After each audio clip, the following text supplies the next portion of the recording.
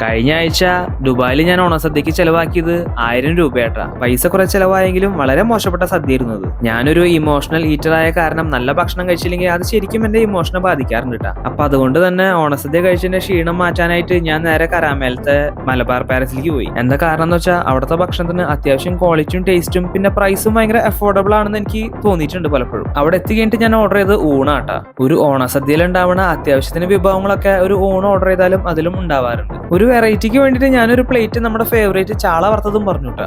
ചാള വറുത്തത് നന്നായിട്ട് മൊരിച്ചെടുക്കാനായിട്ട് ഞാൻ പ്രത്യേകം പറഞ്ഞിട്ടുണ്ടായിരുന്നു അവരുടെ അടുത്ത്. ദുബായിലത്തെ ഒട്ടുമിക്ക റെസ്റ്റോറന്റിൽ നിന്ന് ഉച്ചക്കലത്തെ ലഞ്ച് ഓർഡർ ചെയ്താൽ അതിന്റെ കൂടെ പായസവും കിട്ടാറുണ്ട് കേട്ടോ. അങ്ങനെ എല്ലാം കൂടി കഴിച്ചപ്പോൾ നമ്മുടെ വയറും നിറഞ്ഞു മനസ്സും നിറഞ്ഞു തൃപ്തിയായി. കഴിഞ്ഞ ആഴ്ച ഒരു നേരത്തെ ഓണസദ്യ കഴിച്ചപ്പോൾ എനിക്ക് ചെലവായത് 1000 രൂപയാണെങ്കിൽ ഇന്നലെ ഞാൻ മീൻകറിയും ചാള വറുത്തതും പായസം കൂട്ടിയിട്ട് ഊണ് കഴിച്ചതിന് വെറും 470 രൂപയുള്ളോട്ടാ. അല്ലെങ്കിലും ദുബായിൽ കിട്ടുന്ന ഓണസദ്യ ഒക്കെ ഭയങ്കര എക്സ്പെൻസീവ് ആണെന്ന് എനിക്ക് മുന്നേ തോന്നിയിട്ടുണ്ടായിരുന്നു കേട്ടോ.